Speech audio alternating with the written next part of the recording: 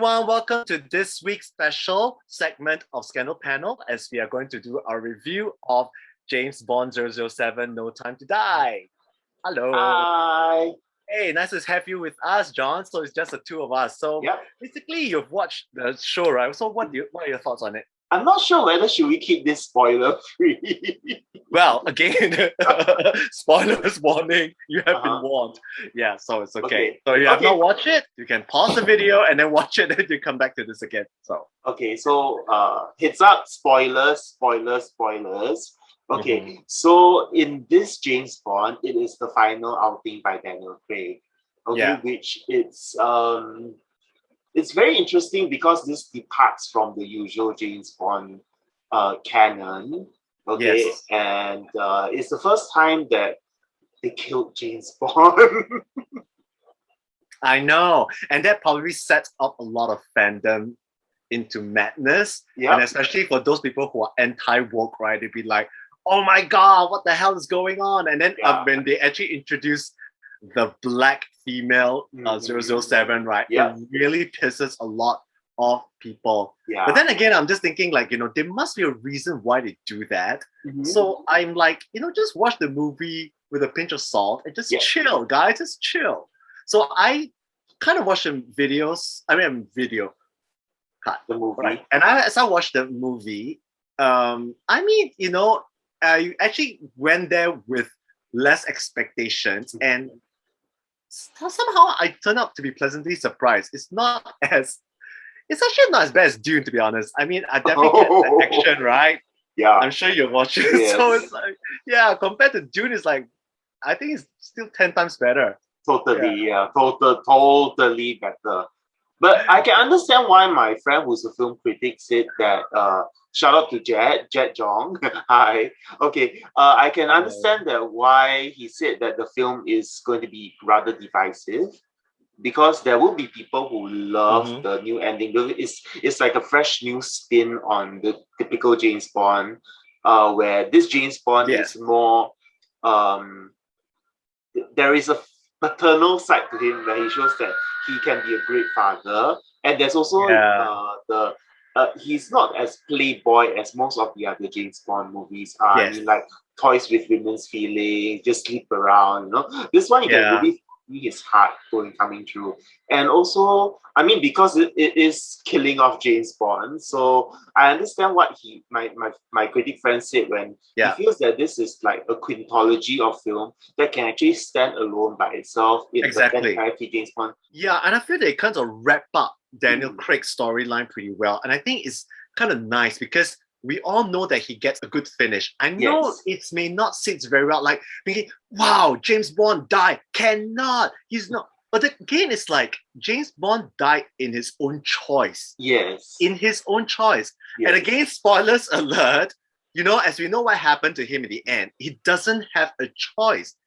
I mean, he can choose to survive. He can definitely make his escape. He can definitely survive the whole thing, but he rather not because he knew that he is poisoned and therefore, there's absolutely no way that he can get rid of it. And I think we all know that the poison was actually meant to get rid of the whole entire Spectre and all the family members that were,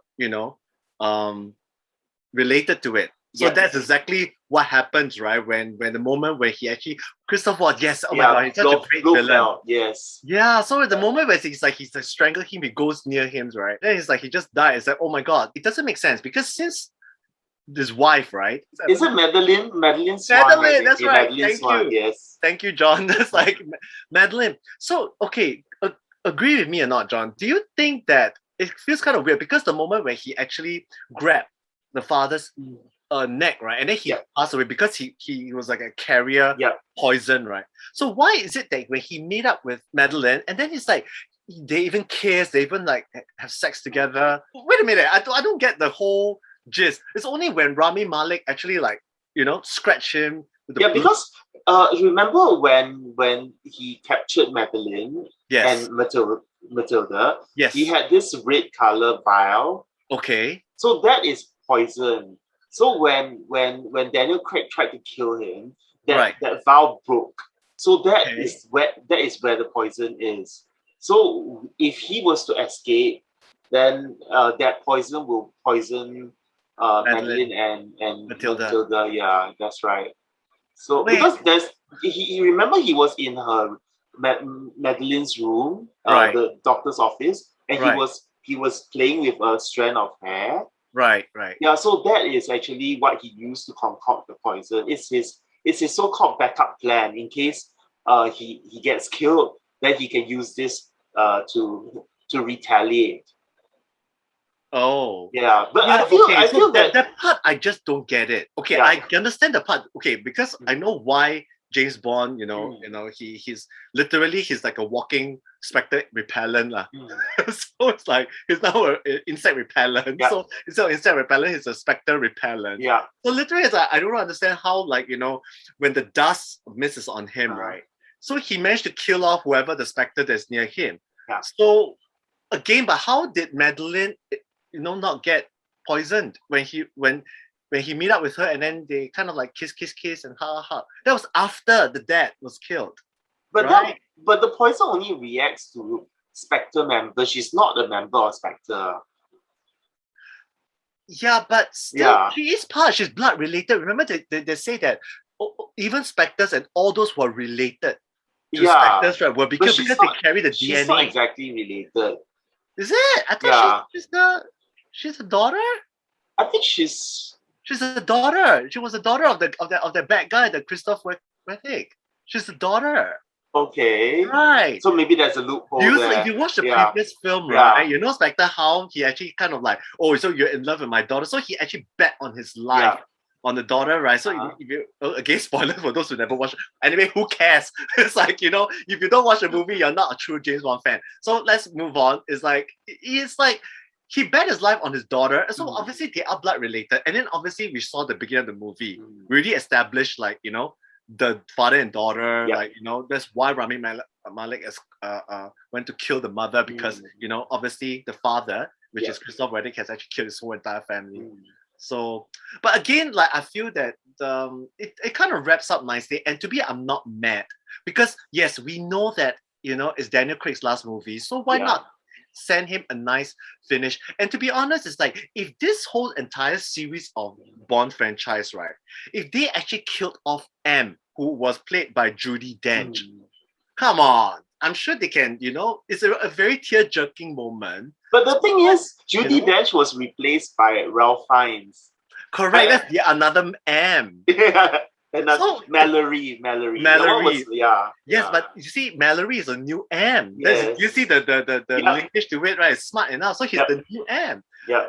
That's what I think Judi Dench actually, she wrote the note. So you took over my place. You're the new M right now, because it's Mallory. So happens to be, and Q also happens to be the new Q. Yes, exactly. Right.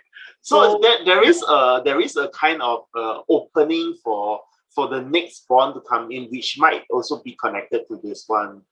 So we'll have to see how they actually work it out, because they say to with respect to Daniel Craig, they will only start the scouting for the new Bond next year in 2022. That is a very nice. That's a very nice way to send off Daniel Craig. Yeah. But again, it's like, I'm not sure, again, because I've not really watched the previous one, Pierce Brosnan, range of films. I did, but I think I kind of forgot, because come on, since Pierce Brosnan was like, his first Bond movie was GoldenEye, right? And then Tomorrow Never Dies, and then followed by Die Another Day. I think so. Yeah. He did four, is it? This is quite interesting, because I think this is the only James Bond film to not end with James Bond sleeping with one of the Bond girls. Because he's dead. How does he sleep with one of the Bond girls? So this is the only James Bond movie where he doesn't sleep with the Bond girl. But I must say, if you're talking about the quintology of Daniel Craig films, this one is still not quite up there for me. For me, my favorite Daniel Craig film is still Skyfall, followed by Casino Royale, which is his first outing. And this one would rank the third. Yeah. But it's still a very good film. It's just that it's like, that's why when he actually went to the the grave of Vesper Lynd, Yeah, right? yeah, And I remember her, I was thinking, oh shit, which movie was she in? Was she at Casino Royale or she Quantum of was Solace? from Casino Royale, but she died later on in yeah. Oh, yeah. Yeah. So I was just thinking that, there was some linkage to her. So I'm like thinking that it's going back. So I think the end of the movie is kind of like round up everybody. And in Yes. fact, they also featured Judi Dench as a painting Yes. on the wall. So it's like they're trying to Yes. round up like, okay, this is like paying homage to past character. Yeah. It's kind of smart.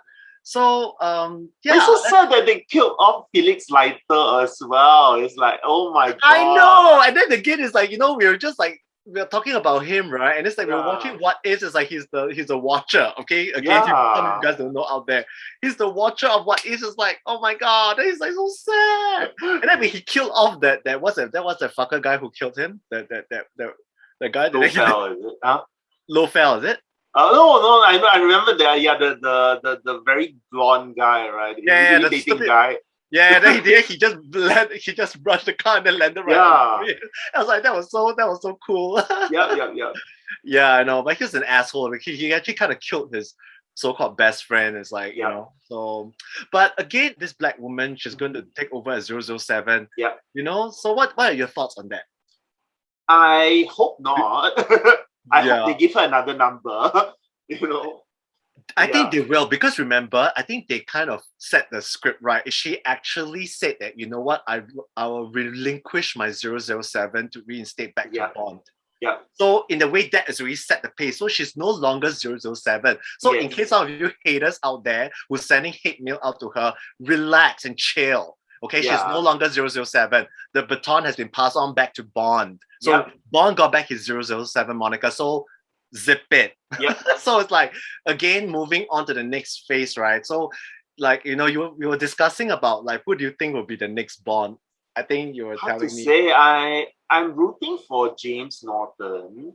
Why? Why James Norton? From Grantchester, because he's up and rising. He's not quite up there yet. Right. He's one of the up and rising. I feel that somehow James Bond should not be someone who is a mega star yet. Okay. I think that James Bond, the role, would make the person a megastar, which was what happened with Daniel Craig, what happened with Sean Connery, and all the other Bonds. I mean, that was kind of like their biggest role. Even for Pierce Brosnan, also that was his biggest role. Right. Yeah. Before that, he was, I believe he was the Saint. But even and the Saint he also acted in Magnum PI as well. Yeah, I know. Magnum PI was Tom Selleck. Yeah. Yeah. And Daniel Craig was also kind of did a lot of independent movie, and he acted in some gay roles as well. Mm-hmm, so that's right. That's what established him as a very serious actor. Yeah. And correct me if I'm about the movie, right? What was the other French girl? Was it French girl or Italian girl? That one with the wearing the. Oh, I love that girl. Did you know? Why couldn't we have more of her? Okay, listen. Do you know the trivia part of this movie? I do not know her name. I'll find it out and I'll put it on the label below. So basically, do you know her relationship with Daniel Craig is that they both acted on Nice Out. Yes, remember God. she's the maid. Yes, she was the maid. She was the maid. Yes. So it's like, it's literally like, wow, it's like reunion for them. Yes. So it's like their on-screen chemistry was quite good because the communication was quite good. So it's like, and suddenly when you notice it from Knives Out, right? It's like Daniel Craig was playing this southern inspector, no, I'll tell you. And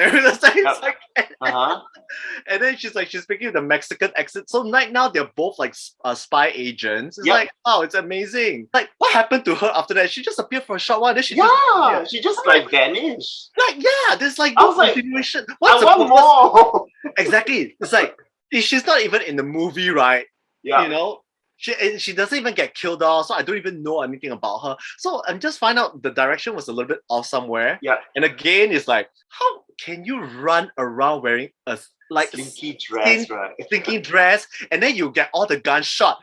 Trust me, you don't get a single scratch or like almost a grazing bruise. Come on. And then you roll around the floor and then wow, your hair's in place. You're so strategically placed, you'll never have a nipple slip left. Right, because it's so scantily clad, right? It's like nothing has to be like revealing her breast or something, but nothing. So wow. It's like this is typical Hollywood movie. Yeah. But that was really like for me the best action sequence in the entire movie. That was really the best one for me. Yeah, because I found that it was funny, it was action packed, and they had so much chemistry, even the fighting chemistry. I love the part when they were fighting halfway, and then they both went to the bar and then they took a drink before they continued to fight some more. That was so awesome. Yeah. Exactly. And yeah, just like one thing about how they actually modified Daniel Craig is like literally like he's very tan, and my god, it's like you see his shirtless scene again, shirtless scene, plus point for every movie. Like he's still freaking good on his age, right? Damn it. And then he's broken so many things. Exactly. But you see some scars on his body, which is kind of, strategically sexy, kind of hot in a way. But the again is like one thing about the eyes. Remember, you mentioned something about, oh, she has my eyes. I noticed that he has exceptionally blue eyes. I do not know whether that is actually filtered, because I don't think Daniel Craig's eyes is really that blue, right? How come in 007 his eyes was exceptionally blue? Distinct, right? His distinct eye was his blue eyes. Maybe it's a plot point, they wanted to emphasize on it so that you kind of get that she has got to be his daughter. Yeah, but even I noticed in previous like Spectre and Die Another Day, he has this exceptionally blue eye, which means that they actually color his eye to be really, really ocean blue. Very, very blue, because I was just talking to my friend and said that, wow, his eyes is very blue. It's almost like fake blue. It could be CGI. They could have enhanced the eyes, So I think maybe they just wanted to make it as part of his very distinctive special feature. Yeah, special feature. So he's the first blonde Bond with exceptionally blue eyes. If Grant Norton, if James Norton gets it, he'll be the first ginger redhead. blonde. Yes. The thing is that you're ginger, right? It's like, he's so fair. Like, how is it going to be? Come on. We'll have to see. I mean, it's possible that the rumors about Idris Elba being the first black Bond could also come true. So I don't think so, because you know why? Given his age, Idris Elba is aging, and for this time round, for the Bond, right, they definitely need to look for someone who was like in its mid-40s for sure. Idris Elba is definitely not in his 40s. He's already in his 50s already. Yeah. You want to do some more, like maybe 5 more films, or 4 or 5 more films, right? Each film is definitely 2 to 3 years apart. Come on, he'll be 60, but he finishes. Actually, the span between the Bond films is actually shorter. But the thing why it took so long for Daniel Craig to film the show, I mean, all his movies, is because he broke his leg, he broke this, he broke that, so he needed time to actually recover before he took the next role. That's why I think it's also because of the pandemic also. Because if I'm not wrong, No Time to Die was supposed to release last year, right? Then they kind of hold back. Actually, he's quite sway because Quantum of Solace happened during the writer's strike and the actor's strike. So he's actually quite sway. So given a popcorn rating, out of 5 ticket stubs, how would you rate it? I would rate it as 4 ticket stubs. 4 ticket stubs, okay. And I would rate it as 4 ticket stubs as well. Yeah, so it earns a weekend ticket. Yeah. Yay! So go catch it during the weekend. Yes, and don't miss it. Go watch it with your friends, watch it with your loved ones, anything. So we'll see you again soon. Okay. Bye.